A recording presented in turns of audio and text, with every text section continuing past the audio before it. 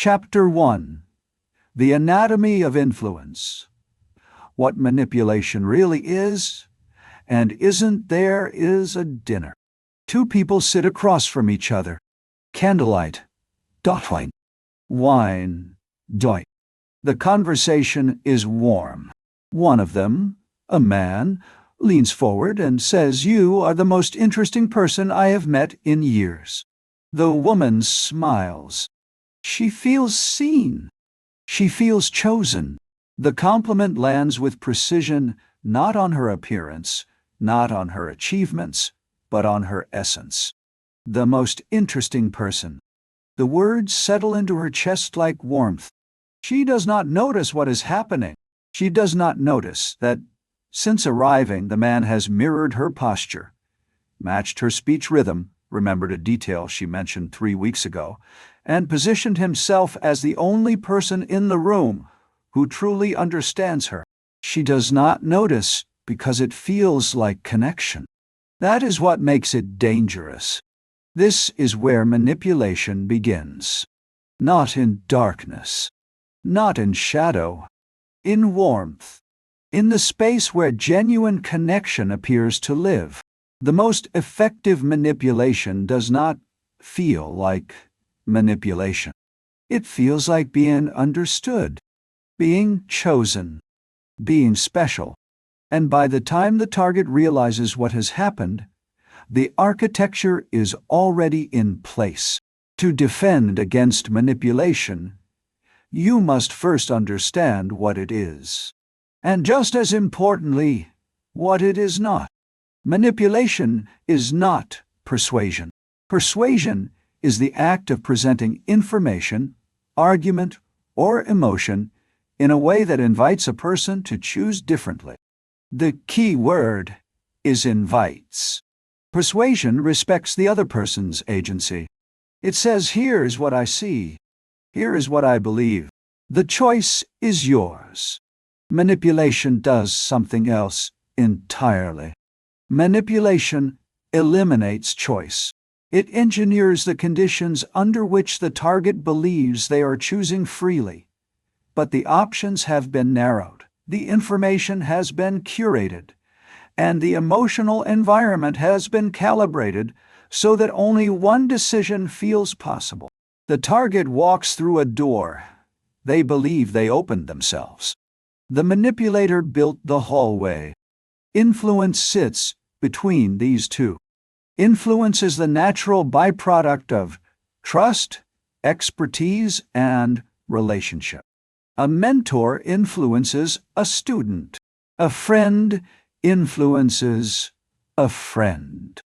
Influence is not coercive. It is earned. It operates transparently. The person being influenced knows they are being influenced and consents to it because the relationship has earned that trust. Manipulation wears the mask of influence. It mimics the warmth, the expertise, the trust. But underneath the mask, the mechanism is different. Influence serves both parties. Manipulation serves one. Here is the critical distinction. In persuasion, the persuader wants you to make the best decision for yourself, even if it means you say no. In influence, the influencer's goals and your goals are aligned. In manipulation, the manipulator wants you to make the decision that serves them, and they have arranged the entire environment so that you believe it was your idea. But here is the uncomfortable truth that most books on this subject avoid. Manipulation is not always malicious. It exists on a spectrum. At one end, there is the predatory manipulator, the person who calculates, strategizes, and deliberately engineers your compliance for their gain. At the other end, there is the well-intentioned manipulator, the parent who uses guilt to motivate, the partner who withholds affection to change behavior, the friend who gives unsolicited advice laced with subtle comparison. These people are not predators. They are people who have learned that direct communication of their needs feels too vulnerable, so they go around it. They engineer the outcome without stating the desire. They manipulate, not because they are cruel, because they are afraid. And fear, not malice, is the most common root of manipulation. The manipulator's fundamental tool is not charm. It is not intelligence. It is not even deception. It is information asymmetry, the power of knowing something the target does not, and weaponizing that gap. The manipulator knows what they want. The target does not. The manipulator knows the tactics they are deploying. The target does not. The manipulator knows the emotional landscape they are constructing. The target experiences it as organic. This asymmetry is the engine of every manipulation. From the love bomber who knows their affection is tactical, to the gaslighter who knows their denial is false, to the colleague who knows their compliment is a setup. The power is not in the lie. The power is in the gap between what the manipulator knows and what the target believes. And here is where the Stoic principle enters. The first defense against manipulation is not vigilance, not suspicion, not a wall built around the heart. The first defense is intellectual humility, the willingness to admit that you can be deceived, that your perception is not infallible, that charm does not equal sincerity, that understanding does not equal care, that the feeling of being seen does not mean you are being seen. It means someone has learned the language of seeing and speaking it back to you. Most people resist this. The ego says, I would know if someone was manipulating me. I am perceptive. I am intelligent. I am not the kind of person who gets fooled. This belief is the manipulator's greatest ally. The person who cannot conceive of being manipulated is the easiest target, because they will not look. They will not question. They will not verify. They will trust their own perception even when their perception is being engineered. Epictetus understood this. He taught that the first step toward freedom is admitting you are a slave, not to a person, but to your own assumptions, to your belief that you see clearly when you may be looking through a lens someone else has placed in front of your eyes. Intellectual humility is not weakness. It is the beginning of defense. It is the moment you say, I can be fooled. Therefore, I will look twice. I will verify. I will hold my impressions lightly until they have been tested. This is the foundation of everything that follows in this book. Not fear, not paranoia, clarity, chill. The recognition that manipulation is not a rare event committed by monsters. It is a daily phenomenon committed by ordinary people, sometimes against you, sometimes by you. And the mind that admits its own vulnerability is the mind that begins to become immune. Chapter 2. The Dark Triad: Narcissism, Machiavellianism, and Psychopathy. There are people who walk through the world with a different operating system. Not broken, not ill in the way you might think, functional, often successful, sometimes magnetic, but fundamentally different in how they process emotion, how they relate to others, and how they navigate the space between right and wrong. Psychologists have spent decades trying to understand these people. What they found is that the most dangerous personalities in human society are not chaotic. They are clustered. Three traits, overlapping and reinforcing, form what researchers call the dark triad: narcissism, Dada, Machiavellianism, Erodes, psychopathy. Each is distinct. Together, they create a profile of human behavior that is both terrifying and, once understood, predictable. The first is narcissism, not the casual kind that has become a cultural buzzword. Clinical narcissism. The core of this trait is grandiosity, a deep, unshakable belief in one's own superiority and specialness. The narcissist does not merely think highly of themselves. They believe they are categorically different from other people, more deserving, more important, entitled to attention, admiration, and accommodation that ordinary people are not. This belief is not confidence. Confidence is grounded in evidence and remains open to feedback. Narcissistic grandiosity is closed. It does not respond to reality. When reality contradicts the narcissist's self-image, reality is the problem, not the image. This is why narcissists react to criticism not with reflection, but with rage.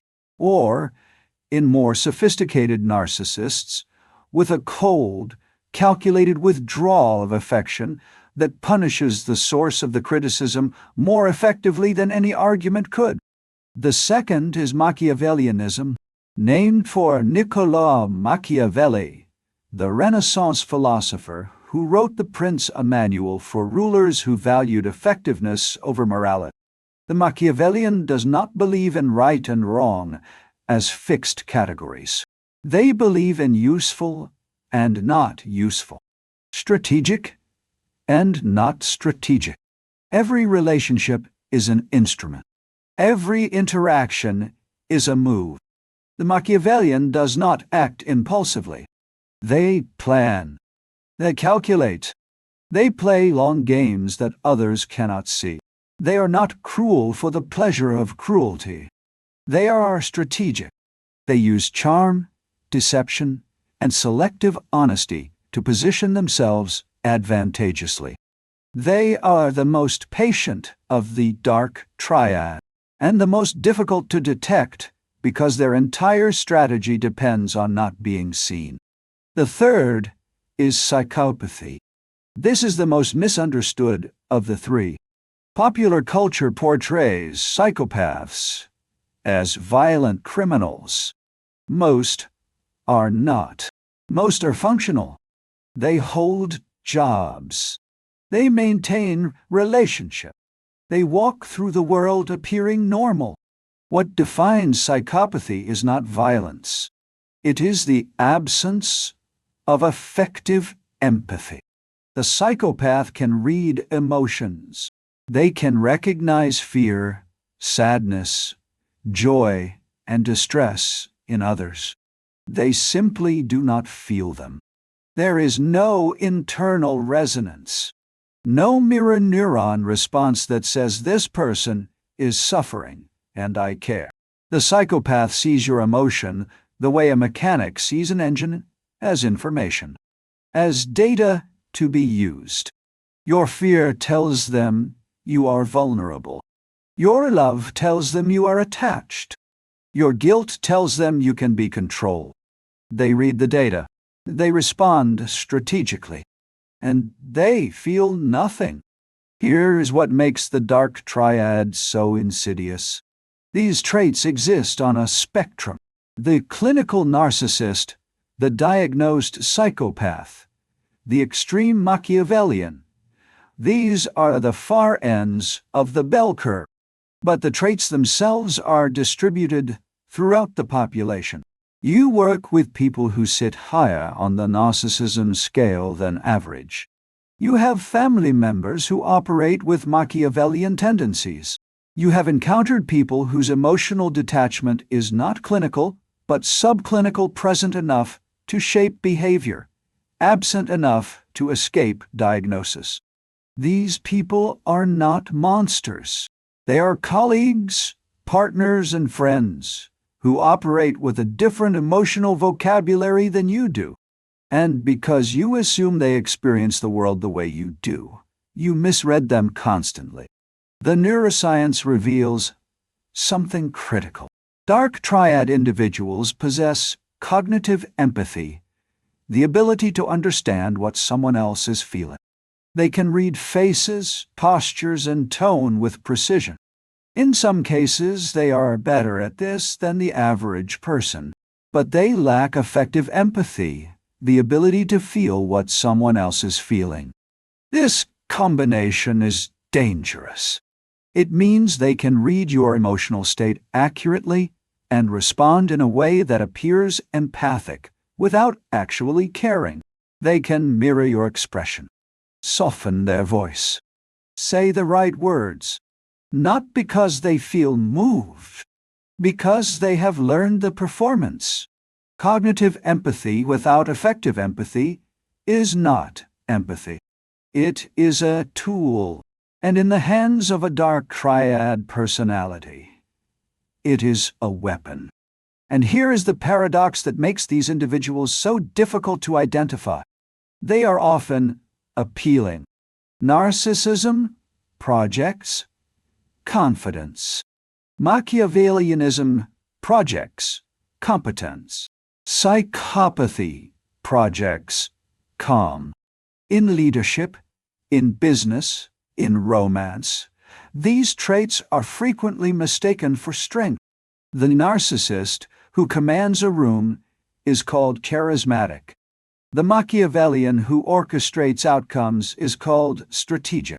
The psychopath who remains unflappable under pressure is called composed. The very traits that make them dangerous are the same traits that society rewards, and the people who are drawn to them, the employees who follow the narcissistic leader, the partners who love the charming psychopath, do not realize they are admiring a performance, not a person. How do you recognize them? Through the micro-behaviors we studied in the first book. The dark triad individual leaks signatures. The narcissist's micro-expression of contempt when someone else receives praise. The Machiavellian's slight pause before answering the fraction of a second where they calculate the most advantageous response rather than the honest one. The psychopath's mismatched emotional response, a social smile that reaches the mouth, but never the eyes, warmth in the voice paired with stillness in the body. These are not single signals. They are patterns. And once you know the baseline of a person's behavior, the deviations reveal the architecture beneath the mask. The Stoics did not have the dark triad framework, but they understood the underlying principle. Marcus Aurelius wrote, "When you wake up in the morning, tell yourself, today I will encounter people who are arrogant, selfish, deceitful, envious, and unsociable." He was not being pessimistic. He was pre-registering the existence of dark personalities in the world. Not so he could fear them, so he could recognize them. And in recognizing them, refuse to be destabilized by them. The dark triad operates in the space between what you see and what is. Your task is to close that gap, to see clearly, to observe without projecting your own emotional framework onto someone who does not share it, to recognize that not everyone who reads you cares about you, and that this recognition is not cynicism. It is survival. Chapter 3. Gaslighting. The Architecture of Reality Distortion. In 1944, a film was released that would give psychology one of its most important concepts. It was called Gaslight. The story was simple. A husband wants his wife institutionalized, so he can search for her late aunt's hidden jewels. To accomplish this, he begins to manipulate her perception of reality. He dims the gas lights in their home. When she notices and asks about the flickering, he tells her she is imagining things. He moves objects from their place. When she notices, he tells her she has a poor memory. He isolates her from friends and visitors who might confirm her perception. Slowly, methodically, her confidence in her own mind erodes. She begins to doubt what she sees. She begins to doubt what she remembers. She begins to doubt whether she is sane. And the man who is destroying her reality is the one person she trusts most in the world to tell her the truth. This is gaslighting, and it is the most devastating form of psychological manipulation because it does not attack your decisions. It attacks the faculty that makes decisions possible. Your trust in your own perception. Your belief that what you see, hear, and remember is real. When that foundation cracks, everything built on it becomes unstable. You cannot make good decisions because you no longer trust the information your own mind is giving you. You cannot defend yourself because you no longer trust that the threat you perceive is actually there. The gaslighter does not need to control your behavior. They need only to control your perception. Once that is accomplished, you will control your own behavior on their behalf. Here is what makes gaslighting so difficult to identify. It does not happen in a single moment. It is not a single lie. A single lie can be caught, confronted, and dismissed. Gaslighting is a campaign, a sustained, systematic effort to erode your confidence in your own reality. It works through accumulation. Each individual instance seems small. A denied conversation, a rewritten detail, a casual suggestion that your memory is faulty. Each instance, taken alone, could be an honest mistake. The gaslighter relies on this ambiguity. They rely on the fact that no single incident is large enough to justify alarm. But over weeks, months, and years, these small distortions accumulate. And one day, you realize you no longer trust yourself. The descent happens in 3 stages. The first is disbelief. The target notices something wrong. A conversation that the gaslighter claims never happened. A statement they deny making. A detail they insist was different from what the target remembers. In this stage, the target holds on to their perception. They argue. They push back. They are certain they are right. But the gaslighter does not concede. They do not acknowledge the possibility of being wrong. While instead they meet the target's certainty with an even greater certainty. I never said that. You are confusing things again. Are you feeling all right? Maybe you should talk to someone. The gaslighter's confidence is unshakable because it does not depend on truth. It depends on strategy.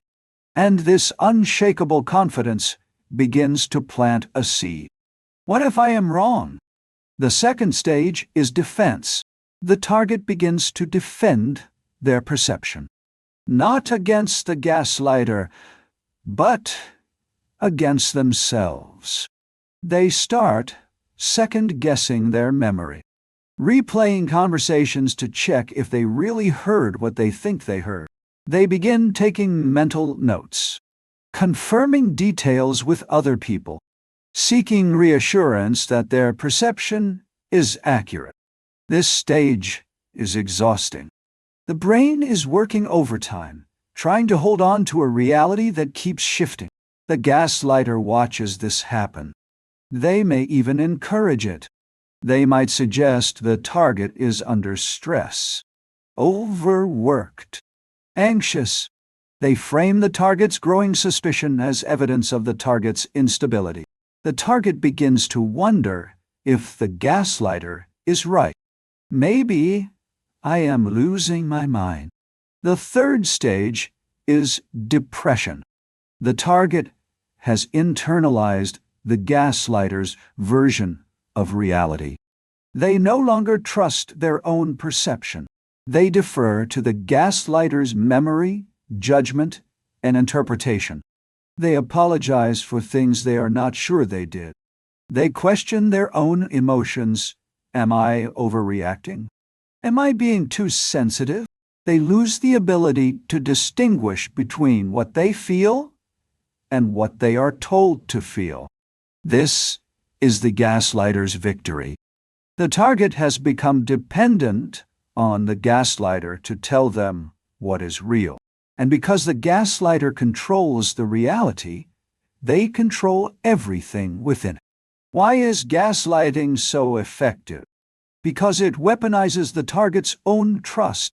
In a healthy relationship, trust is a strength. You believe the other person. You give them the benefit of the doubt. You adjust your perception when they tell you that you misunderstood something. This is normal. This is healthy. This is healthy. This is how relationships work. But in the hands of a gaslighter, this willingness to adjust becomes the vulnerability that is exploited. The target trusts the gaslighter. So, when the gaslighter says that did not happen, the target believes them because believing the person you trust is what you are supposed to do. The gaslighter does not break trust. They use trust as the entry point. They turn the target's greatest relational strength into the mechanism of their destruction. This is why gaslighting is so difficult to resist. The defense requires you to do something that feels wrong in a relationship. It requires you to stop trusting, to hold your perception above the other person's word, to say, I know what I saw, I know what I heard, I know what I remember, and no amount of denial from you will change that. This feels harsh. It feels rigid. It feels like the opposite of love. But in the presence of a gaslighter, it is the only thing that will save you. Here is the defense framework, the reality anchor protocol. The principle is simple. Do not rely on memory alone. Memory is malleable. It can be questioned. It can be distorted. It can be made to feel unreliable, especially by someone who is deliberately undermining it. An anchor is something external, something that exists outside the gaslighter's influence, something that cannot be rewritten. First, document die. Write down conversations, events, and details that feel important. Not in a journal the gaslighter can find. In a private, secure space. Date and time. What was said? What was done? This is not paranoia. This is anchoring. When the gaslighter later denies the conversation, you have a record, not to confront them with, to anchor yourself, to confirm that your perception existed before it was challenged. Second, externalize. Talk to people outside the gaslighter's influence. Friends, family, incel, a therapist. Describe what you are experiencing, not to gather agreement, to test your perception against an external reality. The gaslighter depends on isolation. They depend on being the only mirror in which the target sees themselves. When you add other mirrors, the distortion becomes visible. Third, verify. When something feels wrong, check it. Look at the messages. Check the receipts. Reread the emails. Do not accept the gaslighter's interpretation of events when the primary source is available. Your brain will tell you just let it go. It is not worth a fight. The gaslighter is counting on that. Verify anyway. Not to win an argument, to protect the foundation of your own mind. The Stoics understood the danger of distorted reality. Epictetus warned his students against accepting impressions without examination. Do not assent to an impression until you have examined it. He understood that the mind can be deceived not only by others, but by itself. The defense is not to never be deceived. The defense is to never accept a perception without testing it, to hold every impression lightly until it has been examined. This is not paranoia. This is philosophy. This is the practice of a mind that refuses to be owned by anyone else's version of reality.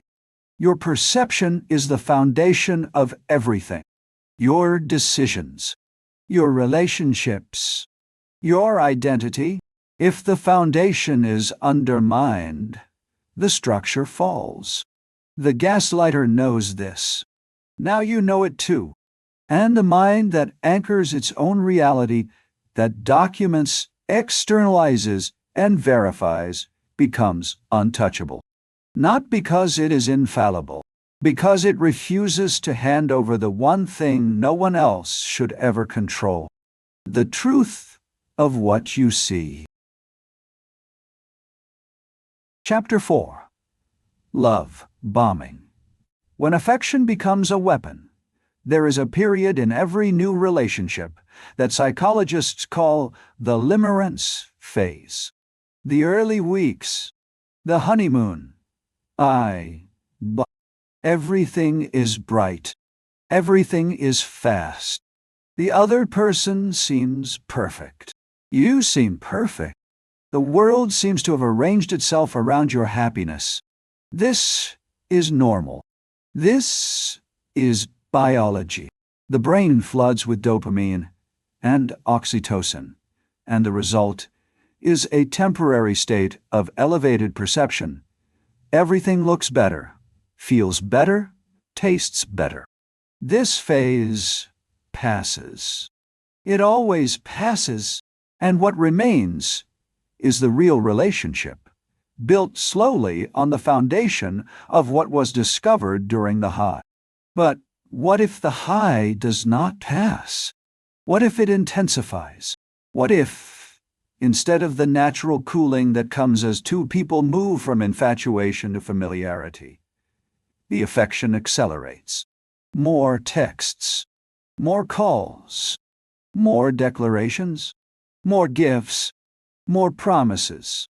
You are the one. I have never felt this way. We are meant to be together.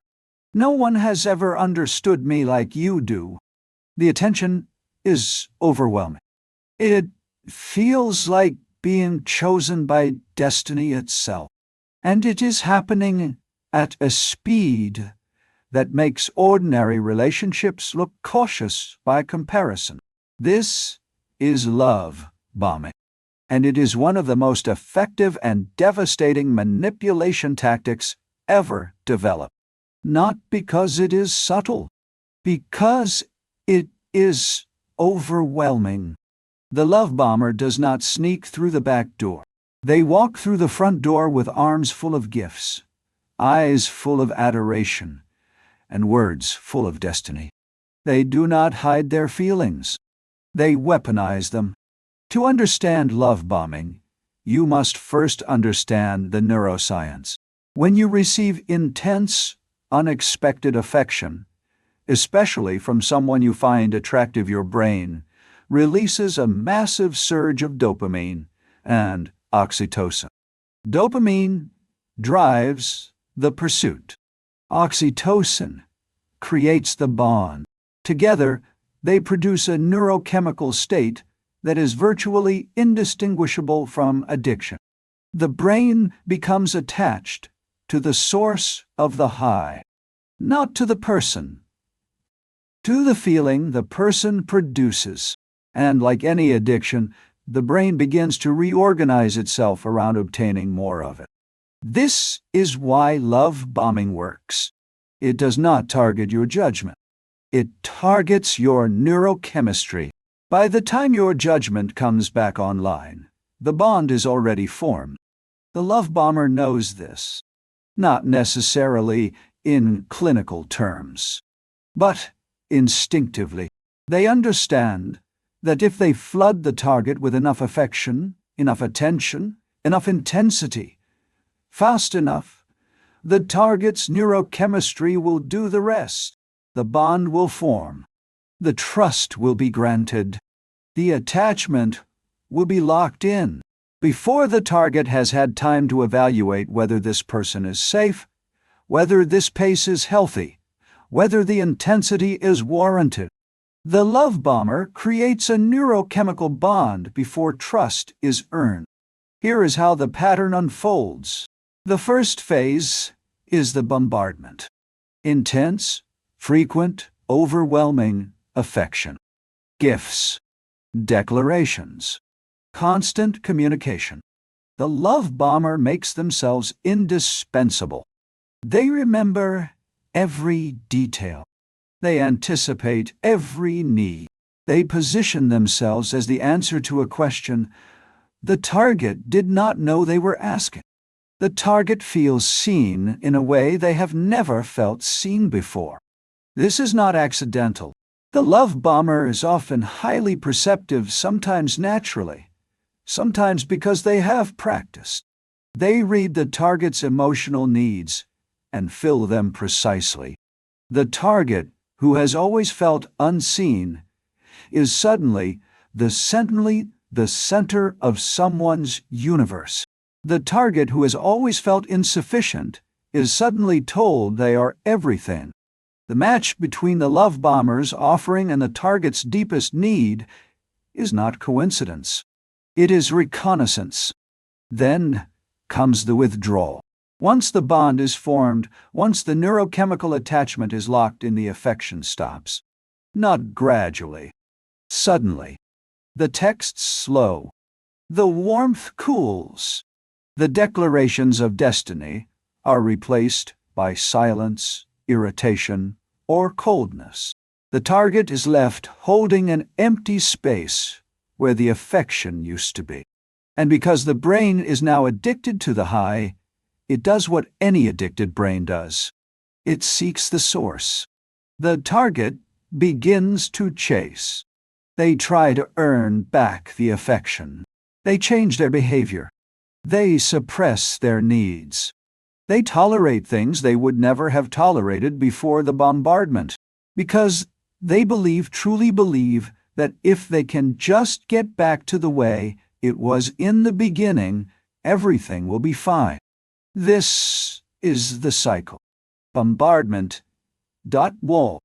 Withdrawal.d. Away. Dasio tribe. Chase. The target is not being loved. They are being trained. The love bomber has used affection as a lure and withdrawal as a leash.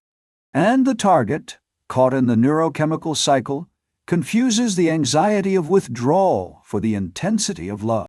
This is why love bombing victims often say, "But it was so perfect in the beginning." It was. That is the point. The perfection was not the relationship. The perfection was the bait. How do you distinguish between genuine affection and love bombing? 3 signals. Paste, what? Intensity. And agenda. Pace, wise. Healthy affection builds gradually. It grows through shared experience, tested trust, and time. Love bombing is fast. It accelerates past the natural rhythm of relational development. It declares permanence before stability has been established. It uses the language of destiny before the foundation of friendship has been laid. When someone is moving faster than the relationship can support, pay attention. The speed itself is data. Intensity. Healthy affection is warm but measured. It leaves space for the other person to respond at their own pace. Love bombing is overwhelming. It fills every space. It demands constant contact. It creates a sense of urgency, as if the relationship must be locked down before either person has time to think. The intensity is not a sign of love. It is a sign of anxiety or strategy. Sometimes both. Agenda. Agenda. Healthy affection has no hidden goal. It is given freely, without expectation of return. Love bombing always has an agenda. It may be hidden, but it is there. The love bomber wants something. Commitment. Control. Isolation. Compliance. The affection is not the goal. The affection is the means. And once the target is bonded, the agenda reveals itself. The target who was once told they were everything is now told they are not enough. The person who was once the center of the universe is now sidelined. The intensity that once felt like love now feels like a cage.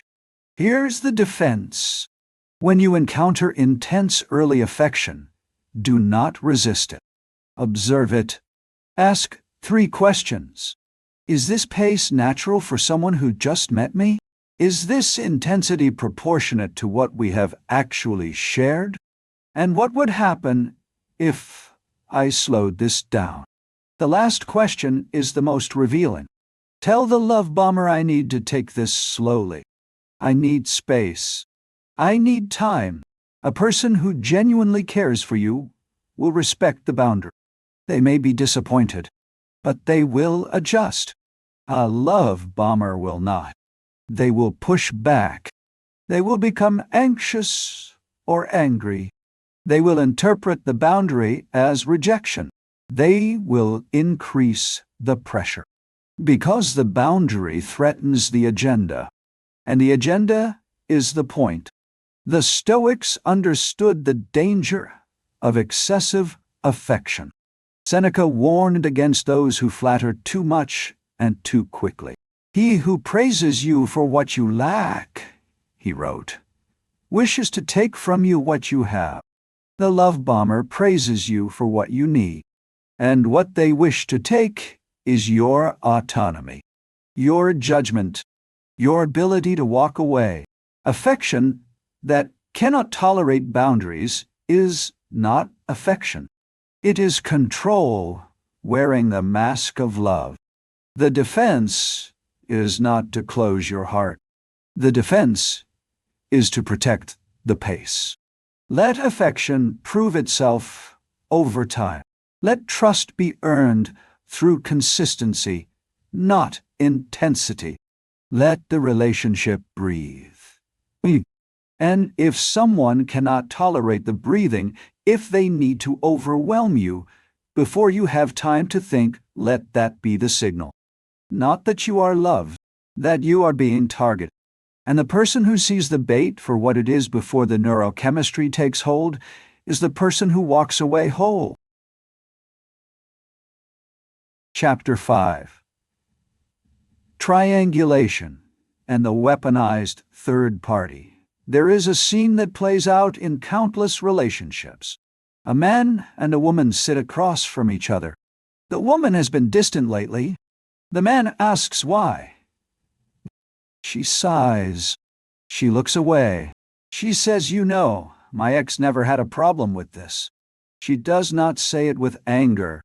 She says it with sadness, with disappointment, with the quiet implication that the man she is with is falling short of a standard that someone else once met.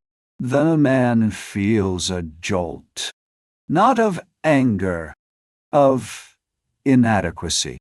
A sudden sharp feeling that he is not enough, that he is being compared, that he is losing, and in that moment, without realizing it, he begins to compete. He tries harder. He adjusts. He molds himself to meet a standard he never agreed to.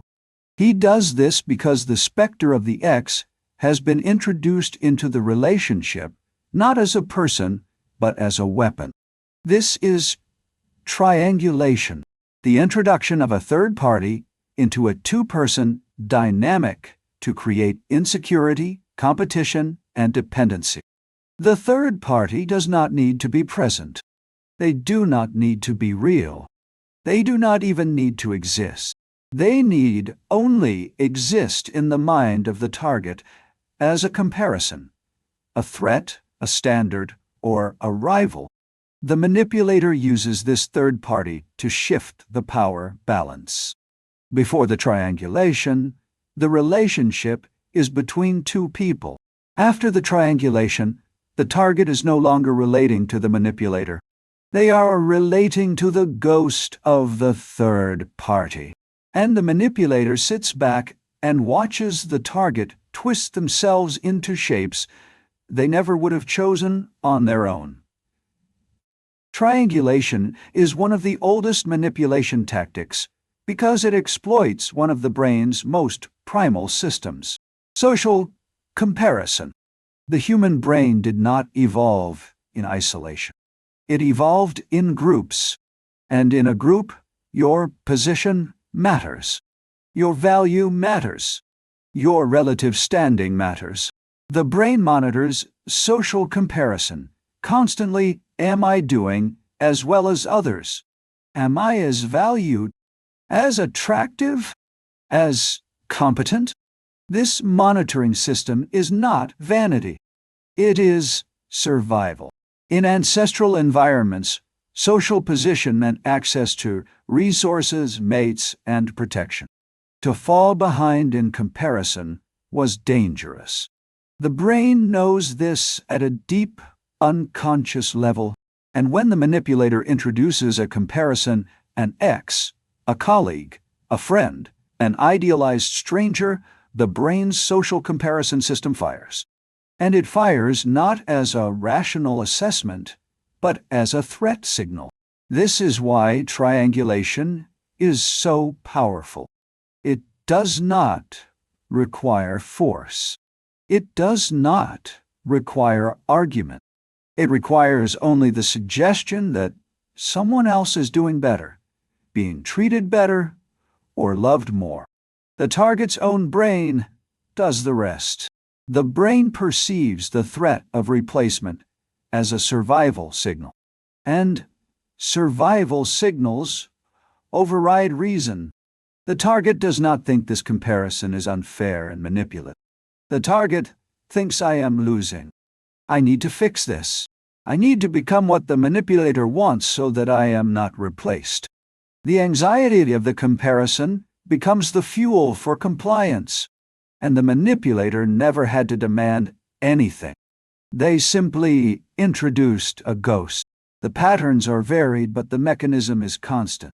The partner who mentions an ex with nostalgic fondness. The parent who compares a child to a sibling. The boss who praises one employee in front of another. The friend who casually mentions that someone else received better treatment, more attention, or a bigger gift. Each of these is a triangulation.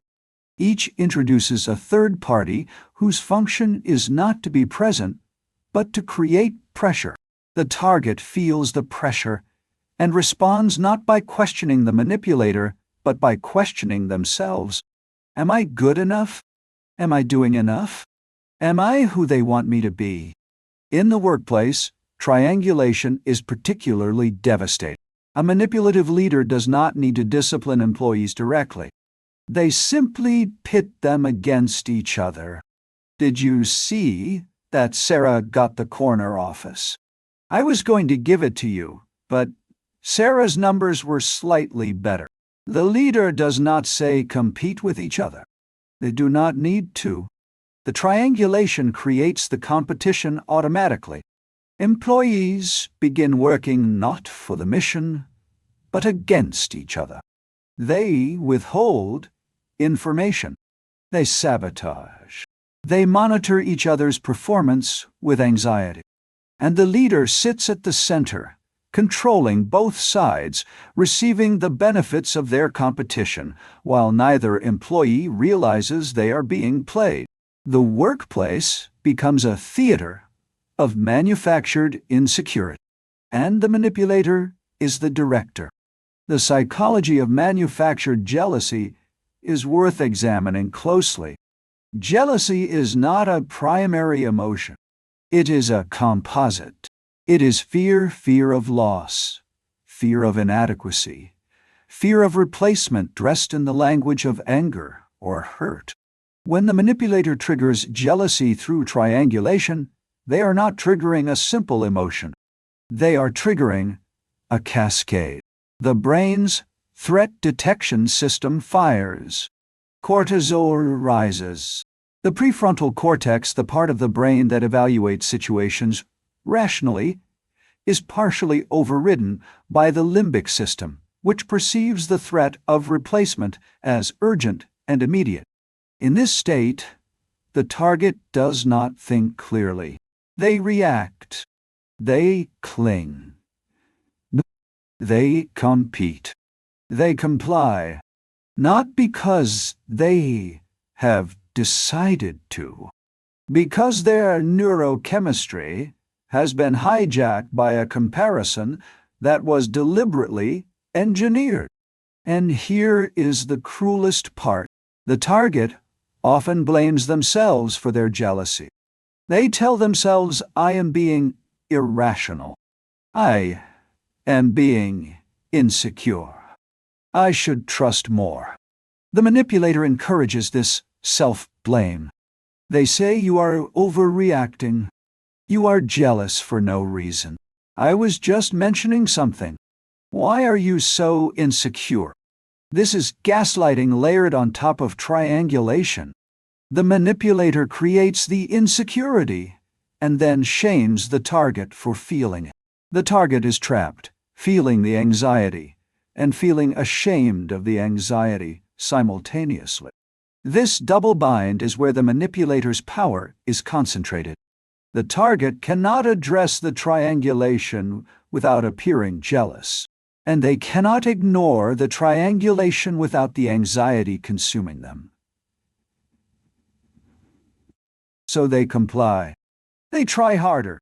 They become what the manipulator wants, and they believe it was their choice. The defense against triangulation requires a specific kind of clarity, the ability to see the pattern rather than feel the emotion. When you feel the sudden spike of inadequacy, of comparison, of the fear of replacement, pause. Do not act on the emotion. Do not compete. Do not try to prove yourself. Instead, name what is happening. There is a third party in this dynamic who does not belong here. Their presence is not accidental. It was introduced. And the introduction has a purpose. To make me feel less, so that I will do more. The first defense is recognition. When someone introduces a comparison, notice it. Not the emotion it triggers, the act itself. The fact that this person chose to bring a third party into a conversation that did not require one. Ask yourself, what was the purpose of mentioning the X? What was the purpose of comparing me to a colleague? What was the purpose of telling me about someone else's treatment? If the answer is to make me feel inadequate, then you have identified the tactic. And once the tactic is identified, its power diminishes. The brain that sees the mechanism cannot be fully consumed by the emotion it produces. The second defense is refusal to compete. The manipulator's strategy depends on the target entering the race. Once the target competes, the manipulator controls the terms. the standard, the prize, the rules. The target who refuses to compete withdraws the manipulator's power source. This takes enormous strength because the brain is screaming, "Do something. Fix this. Be better." Do not listen. Instead, address the pattern directly. "I notice you compare me to others frequently. I am not going to compete with people who are not in this relationship. If there is something you need from me, tell me directly." This response does two things. It names the tactic, and it refuses the frame. The manipulator must now either state their need directly, which they fear, or escalate the manipulation, which becomes visible. The third defense is maintaining your own baseline. Triangulation works by destabilizing the target's sense of their own value. The defense is to know your value independently of the manipulator's assessment. This is the Stoic practice in action. Marcus Aurelius wrote how much time he gains who does not look to see what his neighbor says or does, but only at what he himself is doing, to make it just and pure. He was describing the antidote to triangulation 2,000 years before the term existed. Do not measure yourself against the ghost the manipulator has introduced. Measure yourself against your own standards, your own values, your own trajectory. The person who knows their own worth cannot be made to feel worthless by a comparison, because the comparison has no foundation to land on. The Stoic response to triangulation is not indifference. It is sovereignty. The recognition that your value is not determined by comparison to others. It is determined by your own integrity, your own effort, and your own alignment with your principles. The manipulator who introduces a third party is trying to make you forget this. The defense is to remember, to hold your baseline, and to refuse to enter a race whose only purpose is to make you run. Chapter 6. The silent treatment absence. As psychological punishment, there is a violence that leaves no mark, no bruise, no wound, no evidence. It happens in the space between words, in the sudden withdrawal of warmth, in the silence that falls where communication used to live. One moment, the relationship is normal. The next, you are invisible. Your messages go unanswered. Your presence goes unacknowledged. You sit across from someone at dinner, and they do not look at you. You speak, and they do not respond. You ask what is wrong, and they say nothing.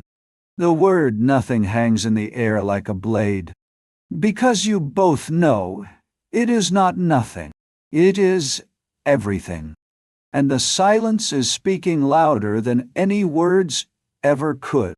This is the silent treatment. And it is not a communication failure. It is a communication strategy, one of the most effective and damaging forms of emotional manipulation ever devised. Not because of what is said, because of what is withheld. The silent treatment does not attack with words. It attacks with absence. And absence, in the context of a relationship, is not empty. It is full of threat, full of punishment, full of the unspoken message that says you have done something wrong. I will not tell you what it is, and I will decide when or if you are permitted to return to my good graces. To understand why the silent treatment is so devastating, you must understand what happens in the brain when a human being is socially excluded. Neuroscientists have mapped this using functional MRE.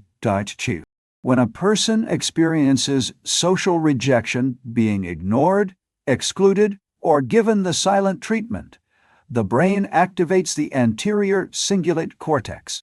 This is the same region that processes physical pain. Not emotional pain, metaphorically. Physical pain, literally. The brain does not distinguish between the pain of a wound and the pain of being ignored. The same neural circuits fire. The same distress signals are sent. This is why the silent treatment does not feel like disappointment. It feels like injury, because to the brain, it is injury. This is not an accident of evolution. Social connection is not a luxury for humans. It is a survival need. For hundreds of thousands of years, exclusion from the group meant death. The brain evolved to treat social rejection as a threat, as urgent as a predator. When someone you depend on emotionally withdraws their presence, the brain's alarm system fires. Cortisol rises. Heart rate increases. The prefrontal cortex, the part of the brain that reasons, evaluates, and maintains perspective, is partially overridden by the limbic system, which perceives the withdrawal as a threat to survival. In this state, the target does not think clearly. They panic. They chase. They apologize for things they did not do. They abandon their own needs to restore the connection. Not because they are weak, because their brain is telling them they are in danger. The manipulator who deploys the silent treatment knows this. Not necessarily in clinical terms, but intuitively. They understand that silence creates anxiety. That anxiety creates desperation. That desperation creates compliance. The silent treatment is not a cooling-off period. It is a leash. The manipulator withdraws their presence, and the target, driven by the neurochemistry of rejection, begins to orbit the manipulator, seeking any sign that the connection has been restored. The manipulator becomes the sun. The target becomes the planet, and the manipulator controls the gravity. Here's what makes the silent treatment so insidious. Unlike an argument, it offers no point of entry. When someone argues with you, there is a conflict, but there is also a channel. You can respond. You can clarify. You can defend. You can negotiate. The argument may be painful, but the communication line is open. The silent treatment closes the line. The target is locked out. They can see the manipulator. They can reach out. But they cannot get through. And because there is no stated grievance, there is nothing to address. The target does not know what they did wrong. They do not know what the punishment is for. They do not know how long it will last. This uncertainty is the core of the tactic. The brain, faced with ambiguous threat, generates worse anxiety than it does in the face of clear threat. A known danger can be prepared for. An unknown danger cannot. The silent treatment keeps the target in a state of perpetual uncertainty, and perpetual uncertainty is the most anxiety-producing state the human brain can experience. And here is the cruelest mechanism. The silence forces the target to fill the void. With no explanation given, the target's brain begins to generate explanation. What did I do? Was it something I said? Something I did not do? Should I have been more attentive? More loving? More accommodating? The target begins to self-interrogate, not because they are guilty, because the brain cannot tolerate an unexplained threat. It needs an explanation. And when none is provided, it manufactures one. And the manufactured explanation is almost always self-blame. Because the target, already destabilized by the withdrawal, is in no position to assign responsibility outward. They turn it inward. The manipulator does not need to accuse the target. The silent treatment makes the target accuse themselves. There is a difference between healthy space and weaponized silence. This distinction is critical because the manipulator will often defend the silent treatment by claiming they needed time to calm down. And sometimes this is true. In any relationship, there are moments when one person needs to step back, collect themselves, and return to the conversation with a cooler head. This is healthy. What? This is mature. This is not the silent treatment. The difference can be identified by 3 markers. Intent. Healthy space is taken for the benefit of the relationship. The person who asks for time does so because they want to return to the conversation in a better state. Weaponized silence is taken for the benefit of the manipulator. Its purpose is not recovery. Its purpose is control. The manipulator does not want to return calmer. They want the target to suffer. Communication. Healthy space is communicated. The person says, "I need some time. I am going to take a walk. Let us talk about this in an hour." The target knows what is happening and why. There is no ambiguity. Weaponized silence is uncommunicated. The person simply disappears emotionally. No explanation. No timeline. No stated need. The target is left to guess. Duration. Caution. Healthy space is brief. Minutes. Hours. Sometimes a day. It lasts long enough for the nervous system to regulate and the prefrontal cortex to come back online. Weaponized silence extends for days. Sometimes weeks. Its duration is not determined by the need to recover, but by the manipulator's assessment of how much punishment the target should receive or how much compliance they want to extract. The defense framework is what I call the emotional sovereignty protocol. The principle is this: you do not chase. You do not beg. You do not apologize for things you did not do. And you do not abandon your own reality to accommodate someone else's refusal to communicate. When the silent treatment begins, the first response is to name it, not to the manipulator, to yourself. This is not a cooling off period. This is a tactic. The withdrawal is not for recovery. It is for control. Naming it correctly shifts the brain from panic mode to observation mode. The threat is no longer ambiguous. It has been identified, and identified threats are less powerful than unidentified ones. The second response is to refuse to fill the void. The manipulator expects you to chase, to text repeatedly, to apologize, to beg for communication. Do not.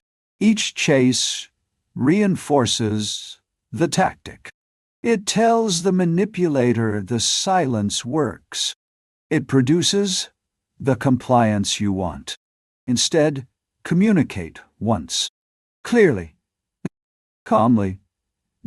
I notice you are not communicating with me. When you are ready to talk, I am here. Then, stop. Do not pursue. Do not explain. Do not justify. You have left the door open. Why? You have not locked yourself out. The third response is to maintain your own baseline. The silent treatment works by destabilizing the target's emotional state so thoroughly that they abandon their own needs to restore the connection. The defense is to refuse the destabilization. Continue your life. See friends. Engage in your work. Maintain your routines. Not to punish the manipulator in return. To anchor yourself. To remind your nervous system that your well-being does not depend on this person's presence. The target who maintains their baseline during the silence becomes immune to the tactic. Because the tactic depends on the target's collapse. And the target who does not collapse removes the manipulator's power. The Stoics practiced a form of emotional sovereignty that is directly applicable here. Epictetus taught that nothing external could harm the mind unless the mind consented to be harmed. The silent treatment is an external act, a withdrawal of communication by another person. It cannot injure you unless you interpret it as injury, unless you grant it the power to destabilize you. This does not mean the silence does not hurt. It means the hurt does not have to dictate your response. You can feel the pain of rejection and still refuse to chase. You can feel the anxiety of uncertainty and still maintain your ground. The Stoic does not suppress emotion. The Stoic refuses to be governed by it. Your emotional state is yours, not theirs. When you grant another person the power to determine whether you are at peace by their presence or their absence, you have handed them sovereignty over your inner life. The silent treatment is designed to do exactly this. The defense is to take it back, to remain present in your own life, even when they have withdrawn from it, and to understand that a person who uses silence as a weapon is not a person who has withdrawn their love. They are a person who never learned to love without control. That is not your wound to heal. It is theirs.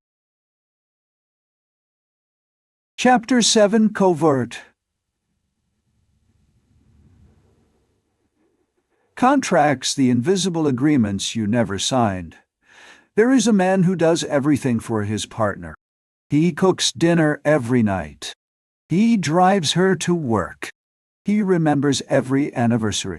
He anticipates her needs before she expresses them. 1 D. Wow. He does this willingly, joyfully. He tells himself he does it because he loves her. And this is true. But beneath the truth, there is something else. Something he has not said. Not to her, not to himself. He expects something in return. He expects gratitude. He expects recognition. He expects her to stay. He expects her to not look at other men. He expects her to prioritize him. He has never said any of this. He has never stated the terms. But in his mind, a contract has been signed. He gives. She owes. And when she does not pay, when she is tired or distracted or simply living her own life, he feels cheated, betrayed, resentful. He does not express this resentment directly. He expresses it through withdrawal, through sighs, through the quiet weight of unspoken disappointment that fills the room. And she feels it. She does not know what she has done wrong, because she never agreed to the contract. She never even knew it existed. This is the covert contract, one of the most common and least recognized forms of manipulation in human relationships. It does not require malice. It does not require strategy. It does not even require awareness. It requires only two things: a giver who has unspoken expectations, and a receiver who does not know those expectations exist. The contract is invisible. The terms are unstated. The debt is unacknowledged, and the currency is resentment. A covert contract is an agreement that exists in the mind of one person, but has never been communicated to, much less agreed upon, by the other person. The giver gives time, by time bouw, attention, favors de choix, sacrifices. They give with the expectation of return, but they do not state the expectation. They do not say, I am doing this for you, and in return, I expect this. Instead, they give silently. And they build a ledger. Every act of giving is recorded. Every sacrifice is logged. And over time, the ledger grows. The debt accumulates. The giver begins to feel that the other person owes them loyalty, compliance, gratitude, affection, obedience. The debt feels real because the giving was real. But the contract was never signed. The other person never agreed to the terms. They did not even know the terms existed. Here is why this is so destructive. The giver feels entitled. The receiver feels confused. The giver believes they have invested enormously and received nothing in return. The receiver believes the giving was freely offered, a gift, not a transaction. Both are sincere. Both feel wrong, and neither can resolve the conflict because the conflict is built on a foundation that was never spoken.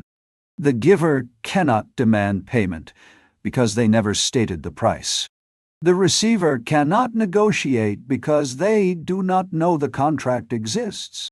And so the relationship deteriorates under the weight of an invisible ledger that neither person can see clearly. The manipulator's use of covert contracts is particularly insidious. While the ordinary giver creates covert contracts unconsciously driven by fear of direct communication, the manipulator creates them strategically. The manipulator gives, not freely, strategically. They invest. They help. They support. They position themselves as indispensable.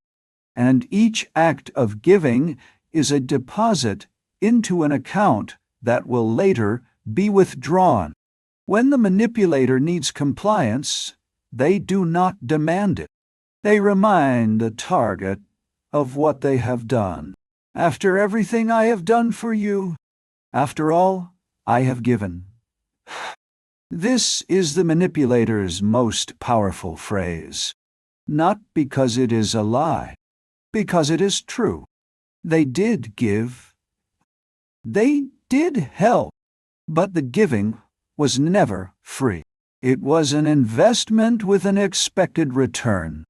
And the return was never stated because stating it would have made the transaction transparent, and transparency would have given the target the choice to decline.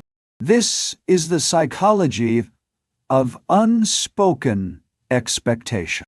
Why does the brain fear direct communication of needs? Because direct communication creates vulnerability. When you say, I need this from you, you risk hearing no.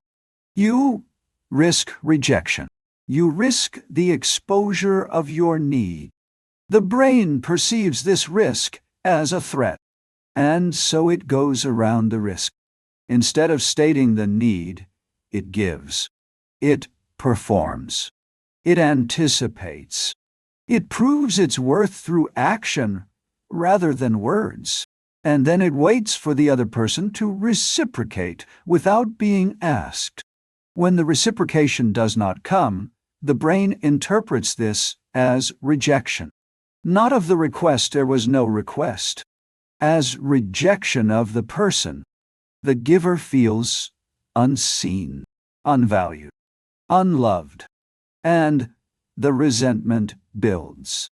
But the resentment is misdirected, because the other person did not fail to meet a stated need. They failed to meet an unstated one. and you cannot be held accountable for a contract you never signed.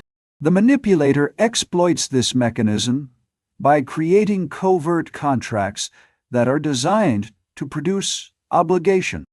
They do not give because they care. They give because giving creates debt, and debt creates power. The parent who reminds the child of every sacrifice. I gave up my career for you. I stayed in this marriage for you. The partner who tallies every kindness. I always put you first.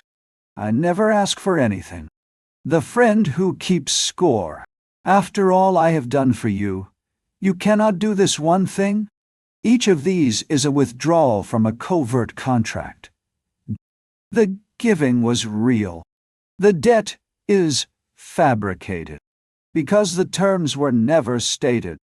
The other person never agreed. And the manipulator uses the unstated debt as leverage, extracting compliance through guilt rather than negotiation. Here is why covert contracts are so difficult to identify. They look like generosity. The giver appears selfless. The giving is real. The sacrifice is real. The investment is real. How can generosity be manipulation? When it comes with an unstated price. The test is not whether the giving is sincere. The test is whether the giver can tolerate not being repaid. The generous person gives and lets go. The covert contractor gives and holds. The generous person finds satisfaction in the act itself. The covert contractor finds satisfaction only in the return.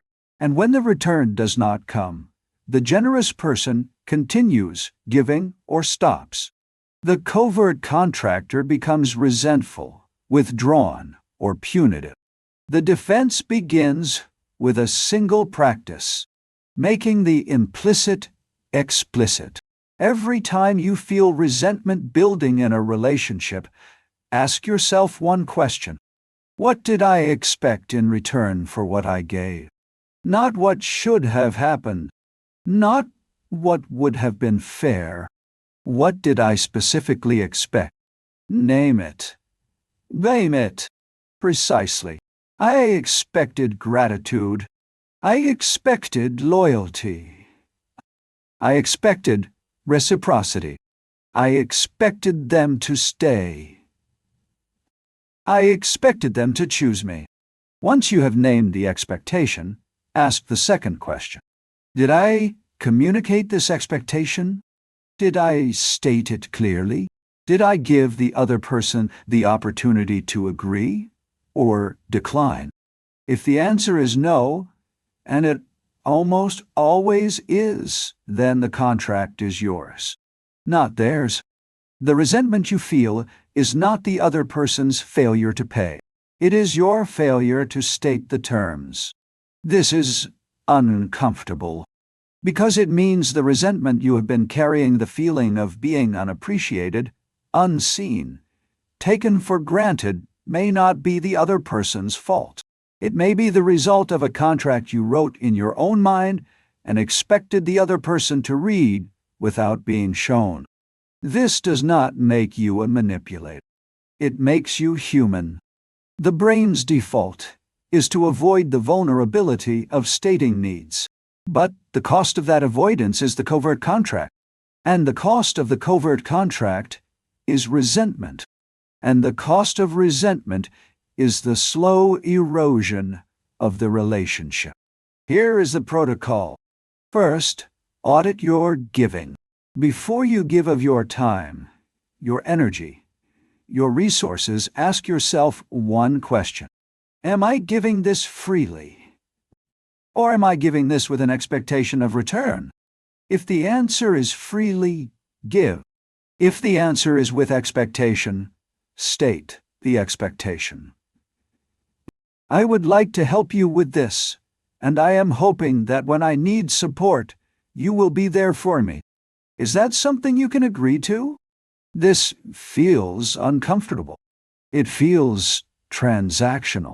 It feels like it reduces the beauty of generosity to commerce. But consider the alternative. Unstated expectations, invisible ledgers, growing resentment. The slow poisoning of a relationship by contracts neither person can see. Which is more destructive? The discomfort of stating your needs, or the slow corrosion of never stating them? Second, when you encounter a manipulator who is withdrawing from a covert contract when they say, "After everything I have done for you," respond with clarity. "I am grateful for what you have given, but I did not agree to the terms you are now describing. If there was an expectation attached to your giving, it was not communicated to me. I am willing to discuss what you need going forward, but I will not be held responsible for a contract I did not sign." This response does two things. It acknowledges the giving, and it refuses the debt. It separates gratitude from obligation. It honors what was given without accepting the unstated price. The Stoics were merciless on this point. Seneca wrote extensively about the nature of giving. He distinguished between the giver who gives freely and the giver who gives to create obligation. The first is virtuous. The second is a merchant in disguise. He who gives with the expectation of return is not giving. He is lending. And he who lends without stating the terms is a fool who will spend his life resenting the borrower for not reading the contract that was never written. The Stoic practice is to give without expectation, or to state the expectation and let the other person choose. Anything in between is a covert contract. And covert contracts are the silent assassins of trust. The mind that makes its needs explicit, that asks rather than implies, that states rather than assumes, that communicates rather than resents, is the mind that cannot be manipulated. Because manipulation lives in the space between what is felt and what is said. Close that space. Say what you need, and the invisible contracts that have governed your relationships will dissolve, replaced by something stronger. Honesty.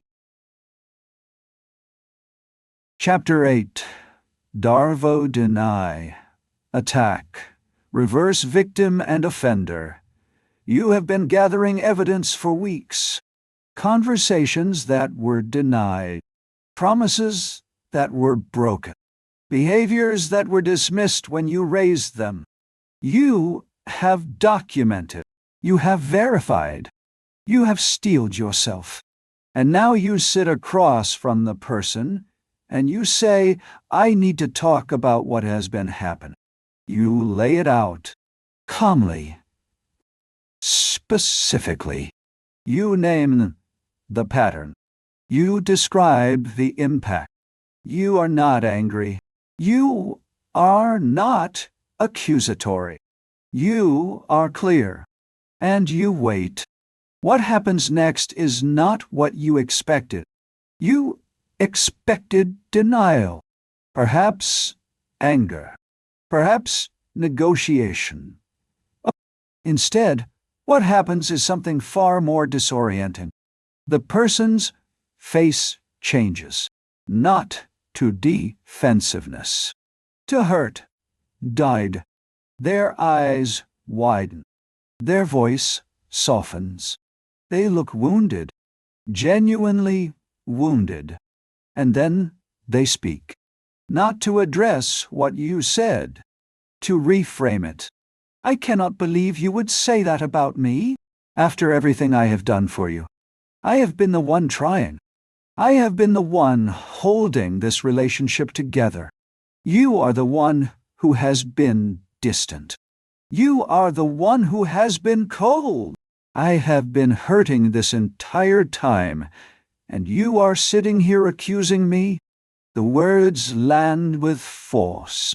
Not because they are true, because they are timed. Because they reverse the direction of the conversation so completely that you lose your footing.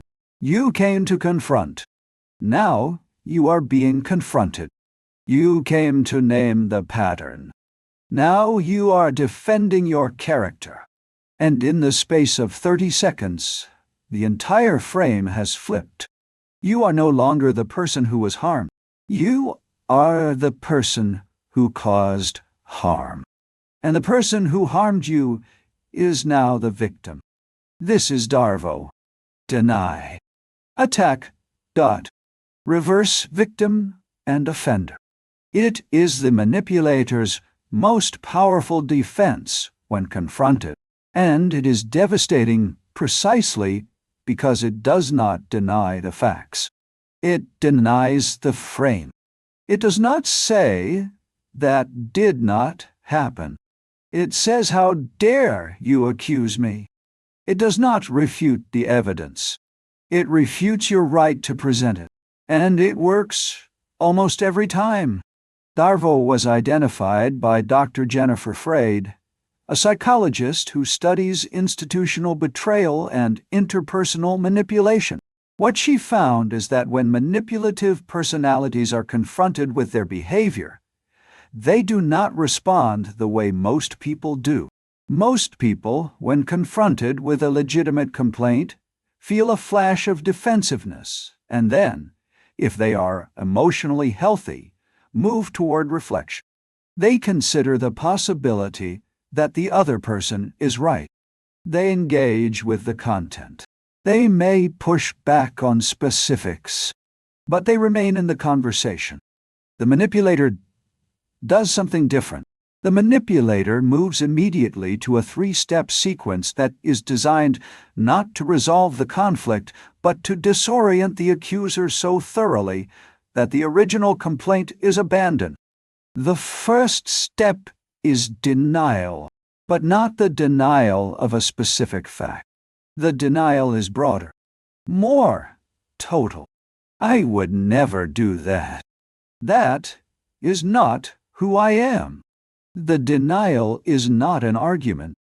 It is a statement of identity. The manipulator does not say, I did not do that specific thing. They say, I am not the kind of person who would do that. This is a critical distinction because it shifts the conversation from facts to character. Now the accuser is not just challenging a behavior. They are challenging an identity, and the manipulator's identity as a good person, a loving partner, a loyal friend is presented as self-evident. The denial is not an argument to be won. It is a position to be defended, and the manipulator defends it with conviction because their self-image depends on it. The second step is attack. Once the denial is established, the manipulator goes on the offensive. Not against the accusation, against the accuser. Your memory is unreliable. You are too sensitive. You are projecting. You are the one who has been manipulative. You are trying to control me. The attack is not random. It is targeted. It identifies the accuser's vulnerabilities, their insecurities, their past mistakes, their emotional patterns, and weaponizes them. The goal is to shift the focus from the manipulator's behavior to the accuser's character. If the accuser is distracted into defending themselves, the original complaint is lost. The conversation is no longer about what the manipulator did. It is about whether the accuser is reliable, stable, or fair. And the manipulator knows that once the accuser is on the defensive, the confrontation is over. The third step is the reversal. This is the most devastating step. And to Arno, and Rico, I trone, and I send you. The manipulator claims the position of victim. They are the one who has been wronged by the accusation, by the accuser's lack of trust, by the cruelty of being misunderstood. Their pain is real, or appears real. Their distress is visible. They may cry. They may withdraw. They may invoke their own suffering as evidence that they cannot be the perpetrator. Look at how much this hurts me. Would I be this upset if I were guilty? The answer, based on the neuroscience, is yes, because the manipulator's distress is not about guilt. It is about exposure. The distress is real, but its cause is not what the manipulator claims. The cause is the threat of being seen, and the manipulator converts this fear into evidence of innocence. And the accuser who came to confront now finds themselves comforting the person they came to confront. The reversal is complete. Why is Darvo so effective against emotionally intelligent people? Because emotionally intelligent people have a capacity that the manipulator exploits. Self-reflection. The emotionally intelligent person, when accused, does not immediately dismiss the accusation. They consider it. They ask, could I be wrong? Could I have contributed to this? Is there truth in what they are saying? This capacity is a strength in healthy relationships. In the hands of a manipulator, it is a vulnerability. Because the manipulator's counter-accusations are designed to trigger the accuser's self-reflection. And once the accuser begins to self-reflect, the original complaint is buried. The accuser begins to question their own perception. Maybe I am too sensitive. Maybe I am projecting. Maybe I am the problem. This is the Darvo spiral. The accuser enters the conversation certain of what they experienced, and exits it uncertain of their own mind. This is gaslighting layered on top of Darvo. The manipulator does not need to sustain a long-term gaslighting campaign. They need only to deploy Darvo at the moment of confrontation long enough to destabilize the accuser and derail the conversation. The accuser leaves the interaction not with resolution, but with confusion. They came to address a pattern. They ended up apologizing for their own behavior. They came to set a boundary. They ended up questioning whether they had the right, and the manipulator, who was momentarily exposed, retreats back behind the mask safe, unchallenged, and ready to continue. Real-world examples are everywhere. The partner who, when confronted about infidelity, responds, "You are paranoid and controlling. I cannot believe you would go through my things. You have trust issues, and that is the real problem in this relationship." The original issue, the infidelity, is buried. The new issue, the accuser's lack of trust, becomes the topic. The workplace scenario where an employee reports harassment and the supervisor responds, "I am disappointed you would make such an accusation. I have always supported you." This says more about your professionalism than anything else. The harassment is not addressed. The accuser's character becomes the subject. The public figure who, when accused of wrongdoing, holds a press conference, not to refute the evidence, but to speak about the pain of being falsely accused. The evidence is not examined. The accused's suffering becomes the story. In each case, the pattern is the same. Deny the identity of perpetrator. Attack the accuser's credibility. Reverse the roles, so the accused becomes the victim of the accusation itself. The defense requires three things: recognition, refusal, and repetition. Recognition. When you confront someone, and the response is not engagement, but reversal, when the conversation flips from their behavior to your character. Recognize what is happening. This is not a genuine emotional response. This is a pattern. Darvo, name it internally. Do not name it to the manipulator. Naming it to the manipulator will only trigger another cycle. Name it to yourself. The conversation has been derailed. The frame has been flipped. I am now on the defensive. This is Darvo. Recognition is the first defense, because it breaks the spell. The moment you see the pattern, the emotional charge diminishes. You are no longer inside the reversal. You are observing it. Refusal. Do not engage in the reversal. Do not defend your character. Do not explain your motivations. Do not apologize for raising the issue. The manipulator's attack is designed to pull you into a new conversation, a conversation about you. Refuse to enter it. Stay on the original topic. I hear what you are saying, and we can discuss your feelings about this accusation. But first, I need to address what I came here to discuss. Your behavior. The pattern. Dodin. Limti. Ow. Bat. Ow. A style. The impact. This response acknowledges the manipulator's emotional display without granting it the power to replace the original conversation. It keeps the frame where it belongs. Repetition.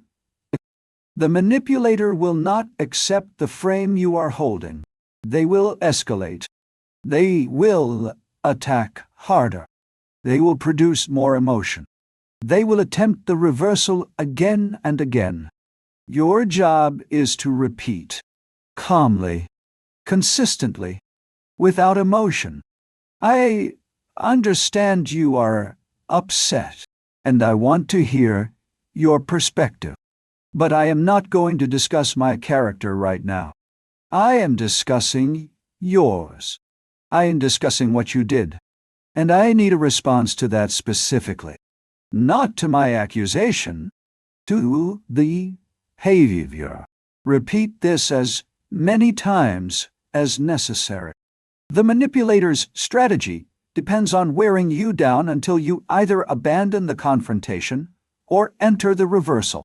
The defense is to not tire, to hold the frame, to repeat the original point until the manipulator has no move left, except to either engage with the actual issue or withdraw.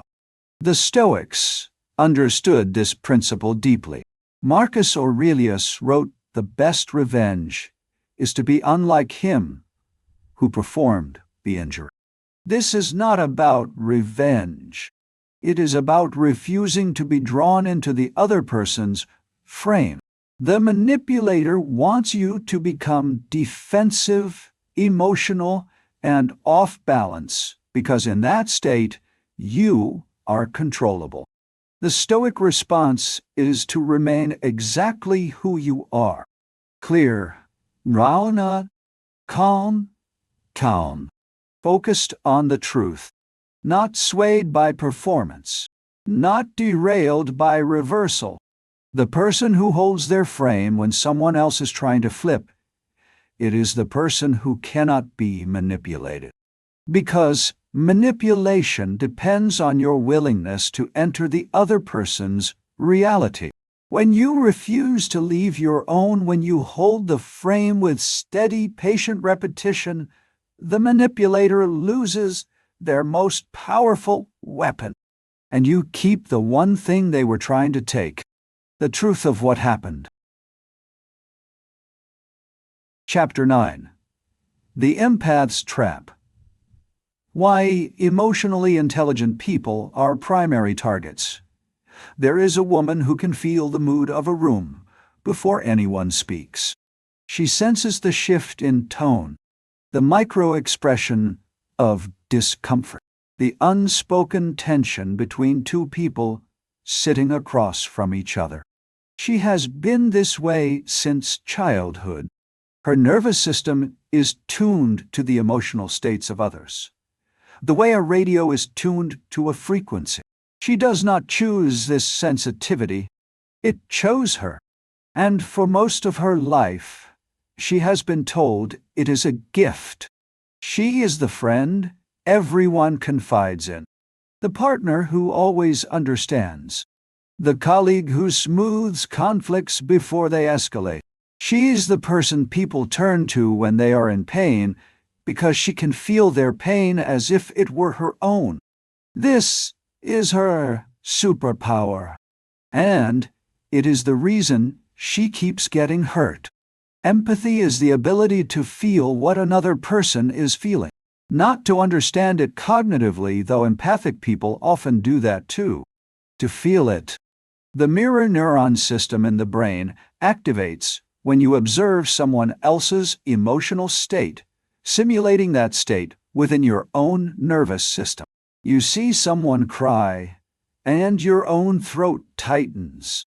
You see someone in fear, and your own heart rate increases. This is not imagination. It is neurology. The empath's mirror neuron system is particularly active, absorbing, simulating, and responding to the emotional states of people around them with extraordinary fidelity. This is what makes them gifted connectors, and it is what makes them ideal targets.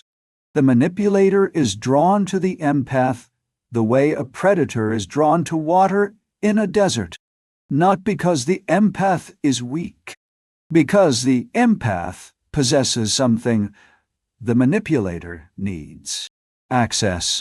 The empath's nervous system is open, receptive, attuned. It absorbs emotional input without filtering. The manipulator, who operates through emotional performance, manufactured warmth, feigned vulnerability, simulated distress, needs a target who will receive the performance as real. The empath does this naturally. They feel the manipulator's manufactured emotion as if it were genuine. Their mirror neurons fire. Their nervous system responds, and a bond is formed not between two people, but between the empath's genuine emotional response and the manipulator's calculated emotional display. This is the empath's trap. The very capacity that makes them deeply human, the ability to feel what others feel, is the vulnerability that the manipulator exploits. The empath does not need to be deceived. They need only to feel.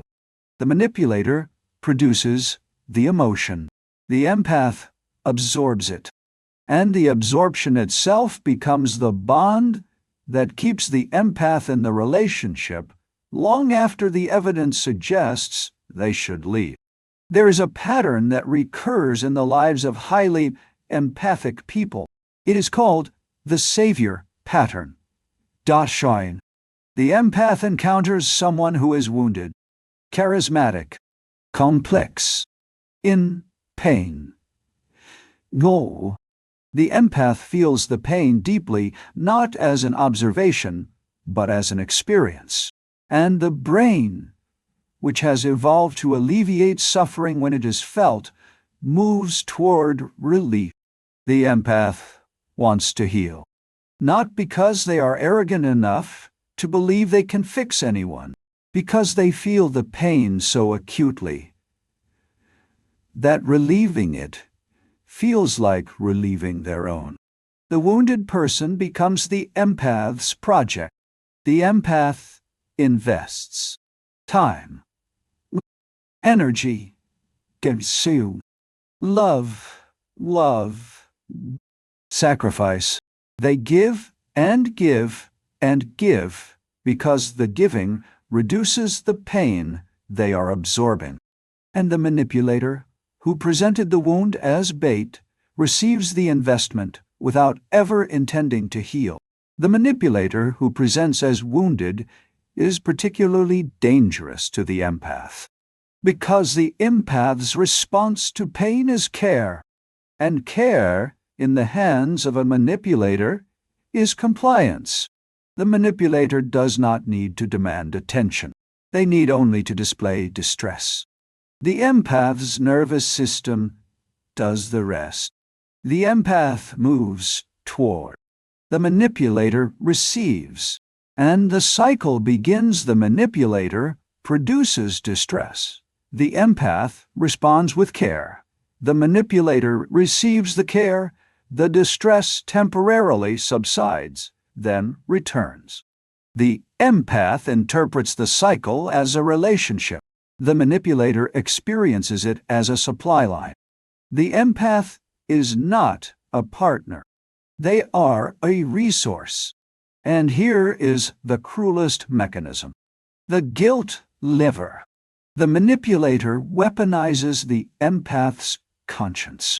The empath, who feels deeply, also reflects deeply. They question themselves. They consider whether they are doing enough, whether they are being patient enough, whether they are understanding enough. The manipulator feeds this tendency. They sometimes openly, sometimes through implication, that the empath is not doing enough, that the empath's care is insufficient, that the empath is selfish for having needs, that the empath's boundaries are evidence of a lack of love. The empath, whose conscience is active and whose self-reflection is genuine, begins to believe this. Maybe I am not doing enough. Maybe I am being selfish. Maybe if I loved them more, they would not be in pain. The guilt becomes the leash, and the empath, who would never impose guilt on someone else, is paralyzed by the guilt imposed on them. The neuroscience of this trap is precise. The empath's brain is high in both mirror neuron activity and emotional contagion susceptibility. Emotional contagion is the phenomenon whereby one person's emotional state spreads to those around them like a virus. The empath catches emotions the way a lung catches air. They do not choose to feel what the manipulator feels. Their nervous system absorbs it automatically. And because the manipulator's emotions are often extreme intense distress, rage, despair, adoration, the empath's nervous system is subjected to constant emotional volatility. Over time, this produces a state of chronic nervous system dysregulation. The empath becomes anxious, exhausted, hypervigilant, not because they are unwell, because they have been living inside another person's emotional storms, storms that were manufactured to keep them destabilized and compliant. The Stoics understood the difference between empathy and absorption. Epictetus taught that while we should care for others, we must never allow another person's emotional state to govern our own. Do not let the panorama of another's suffering overwhelm you, he wrote. Confine yourself to the present. This is not coldness. It is boundary. The Stoic does not refuse to feel. The Stoic refuses to be consumed. The distinction is everything. Empathy without boundaries is not empathy. It is dissolution. It is the loss of self inside another person's emotional landscape. And the manipulator depends on this dissolution. They need the empath to disappear into the relationship to abandon their own needs, their own perspective, their own reality, so that the manipulator's needs become the only needs that exist. Here is the defense framework, the compassion with boundaries protocol. The principle is this: you do not stop caring. You stop absorbing. You do not close your heart. You close the door that allows another person's emotional state to dictate your own. Compassion without boundaries is self-destruction. Boundaries without compassion is isolation. The goal is both care and clarity, warmth and structure, empathy and sovereignty. First, distinguish between feeling and acting. The empath feels the manipulator's distress. This is involuntary. This is neurology. You cannot stop the mirror neurons from firing, but you can choose what to do with the feeling. The empath's default is to act immediately to relieve the distress through care, accommodation, or sacrifice. The defense is to insert a gap between the feeling and the action. I feel your pain, and I am going to sit with this feeling before I respond. Not because I do not care, because my response needs to come from my judgment, not from my nervous system. The gap is where sovereignty lives. Second, distinguish between care and responsibility. You can care for someone without being responsible for their emotional state. The manipulator blurs this line. They present their pain as the empath's responsibility. If you loved me, you would fix this. The defense is to hold the line. I care about your pain, and I am not responsible for it. I can support you. I cannot save you. Your emotional state is yours. My role is not to manage it. The empath who internalizes this distinction becomes immune to the guilt lever, because the guilt lever depends on the empath, believing that another person's pain is their fault. Third, recognize the savior pattern before it engages. When you meet someone who is wounded, charismatic, and in need of rescue, pause. Ask yourself, is this person asking for support, or are they asking for salvation? Support is something you can offer. Salvation is something no one can provide. The person who demands salvation will consume you. The person who asks for support will use your help and then stand on their own. The difference is everything. And the empath who learns to see this difference before their nervous system bonds to the wounded person's distress is the empath who remains whole. The Stoic practice is clear. Care for others. Do not be consumed by them. Feel compassion. Do not be governed by it. Remain present in your own life, your own values, your own emotional baseline.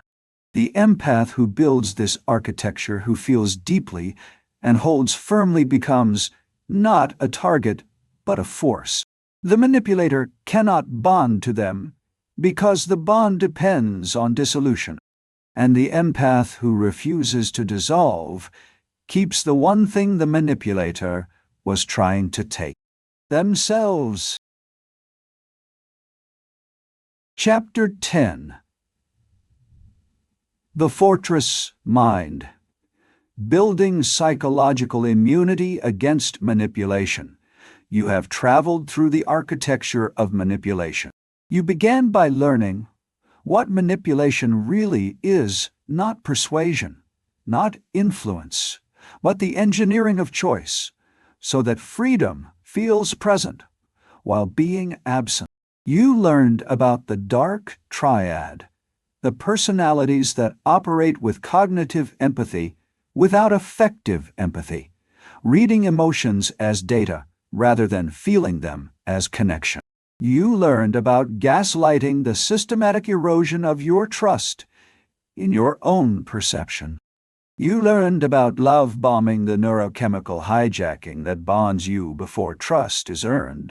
You learned about triangulation, the weaponized third party that manufactures insecurity and compliant.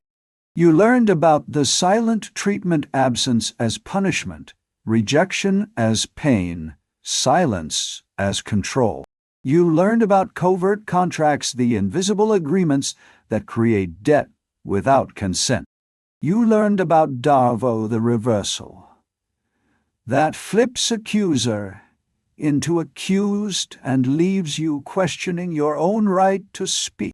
And you learned about the empath's trap, the vulnerability that makes the most emotionally intelligent people the most susceptible to manipulation. 9 chapters, 9 mechanisms, each one a lens, each one a tool used by manipulators to gain access to your mind, your emotions, your decisions, and your life. But here is the final lesson, the one that makes everything you have learned more than knowledge, more than defense, more than a set of techniques to deploy when you encounter a manipulator. You cannot control whether manipulators exist. You cannot control whether they target you. You cannot control their tactics, their personalities, or their strategies. What you can control, what you must control, is the architecture of your own mind. Because manipulation does not succeed, because the manipulator is powerful. Manipulation succeeds because the target is unprepared, and the unprepared mind is not a mind that lacks intelligence. It is a mind that lacks self-knowledge. This is the meta-principle, the principle beneath all principles. Every tactic we have examined in this book exploits a specific vulnerability. Gaslighting exploits trust. Love bombing exploits the need for connection. Triangulation exploits the fear of inadequacy. The silent treatment exploits the fear of abandonment. Covert contracts exploit the fear of direct communication. Darvo exploits the capacity for self-reflection. The empath's trap exploits the inability to distinguish between care and absorption.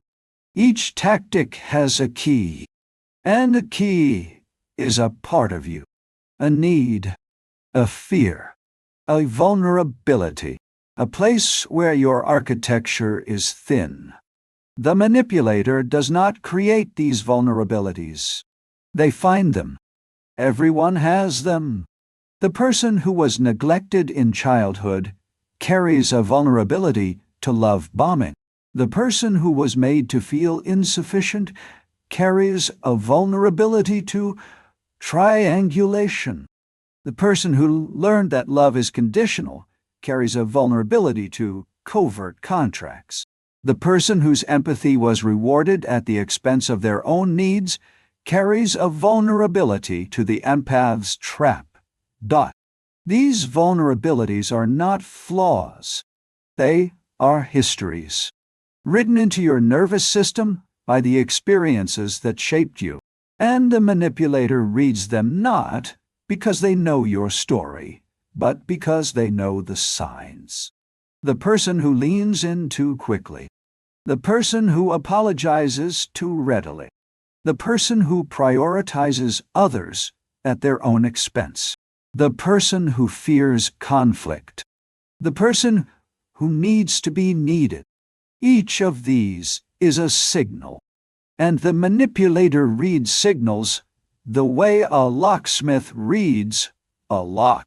Here is the foundational principle of defense. The most powerful protection against manipulation is not suspicion. It is not a wall built around the heart. It is not the assumption that everyone is manipulative. That is paranoia. And paranoia is its own form of manipulation, a manipulation you inflict on yourself. The most powerful protection is self-knowledge, knowing your own vulnerabilities, naming them, understanding how they work, and building architecture around them so that they cannot be used against you. This is the fortress mind. not a mind that is closed, a mind that is fortified, not a mind that distrusts everyone, a mind that knows itself well enough to distinguish between genuine connection and strategic performance, not a mind that refuses to feel, a mind that feels without being consumed. The fortress mind is not built by avoiding manipulators.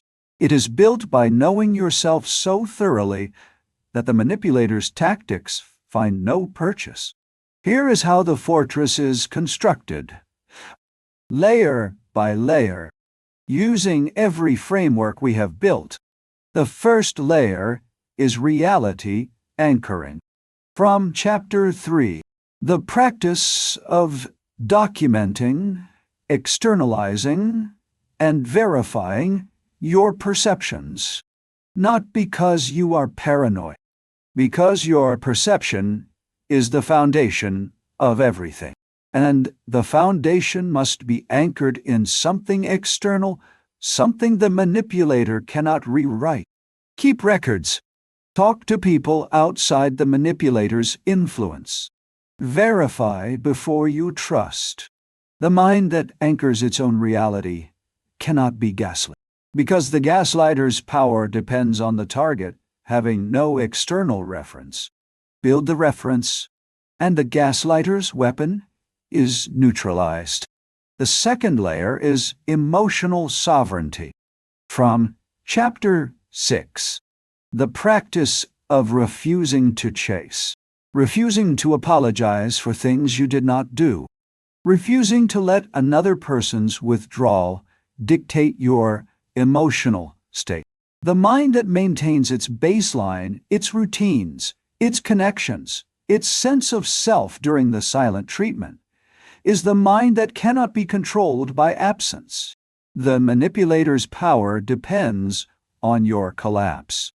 Do not collapse, and the silence loses its force. The third layer is explicit communication.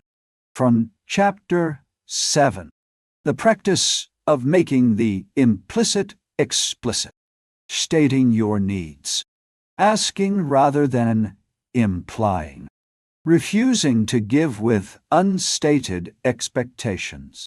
The mind that communicates directly cannot be trapped by covert contracts, because the covert contract depends on the gap between what is felt and what is said. Close the gap, and the invisible ledger never accumulates. The fourth layer is pattern recognition. From Chapters 2 and 5, the ability to identify dark triad signatures in microbehaviors. The pause before a calculated response. The smile that reaches the mouth, but not the eyes. The comparison introduced at the moment of insecurity.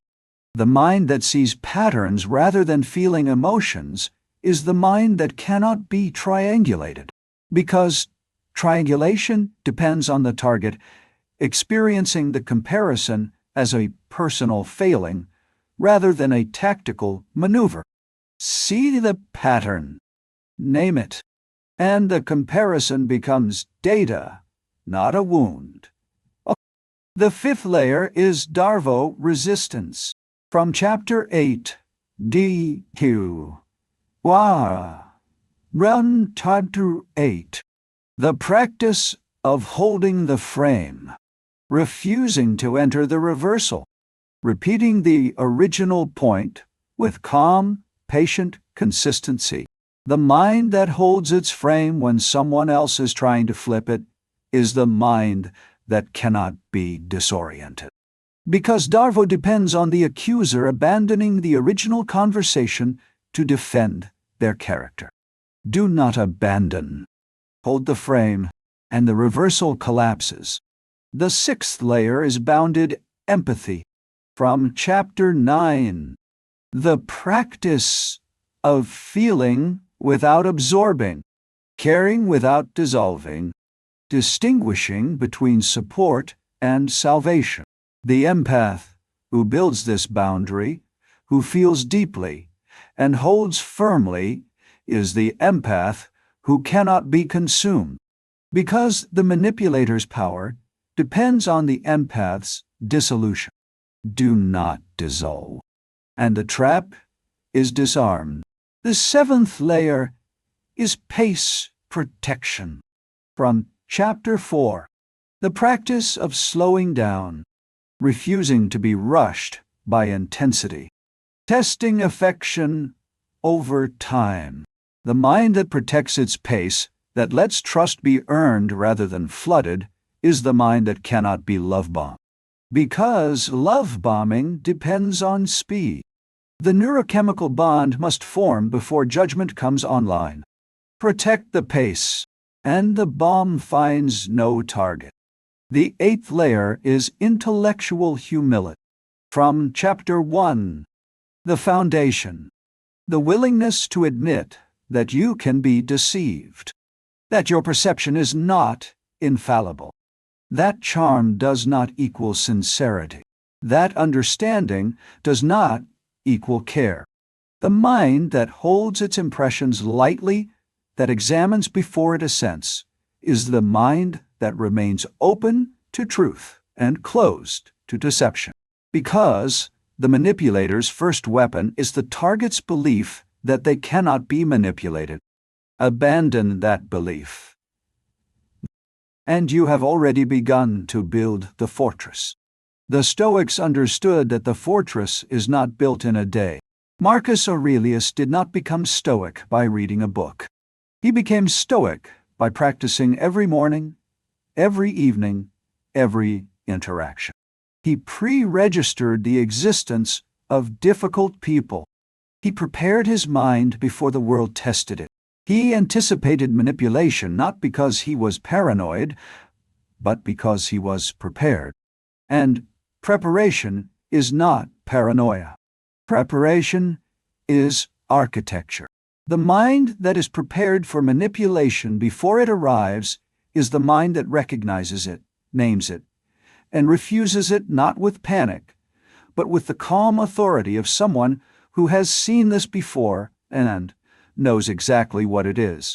There is a critical distinction here between defensiveness and preparedness. Defensiveness is fear-driven. It closes you off. It makes you suspicious of everyone. It turns every interaction into a potential threat. Defensiveness is itself a vulnerability, because the defensive mind is rigid, and rigid minds can be manipulated through their rigidity. The manipulator who identifies a defensive target can exploit the defensiveness itself, provoking suspicion, manufacturing paranoia, and then positioning themselves as the only person who can be trusted. Defensiveness is not the fortress. Defensiveness is the trap. Preparedness is different. Preparedness is awareness-driven. It keeps you open to connection, to trust, to love, to genuine relationships. But protected by knowledge, by self-awareness, by the architecture you have built. The prepared mind does not assume everyone is manipulative. It simply knows what manipulation looks like and recognizes it when it appears. The prepared mind does not refuse to trust. It trusts with eyes open. It gives affection with pace. It extends empathy with boundaries. It communicates directly. It holds its frame. It anchors its reality. And when manipulation appears, the prepared mind does not panic.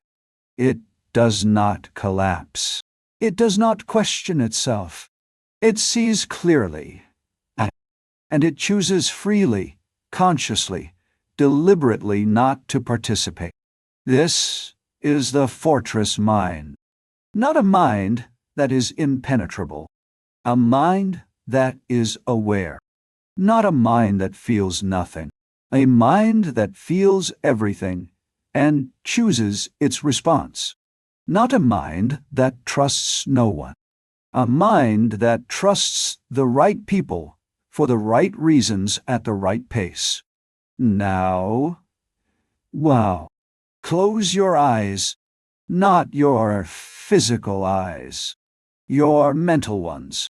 Imagine yourself in a conversation. Someone is sitting across from you. They are warm, attentive, charming, They remember details.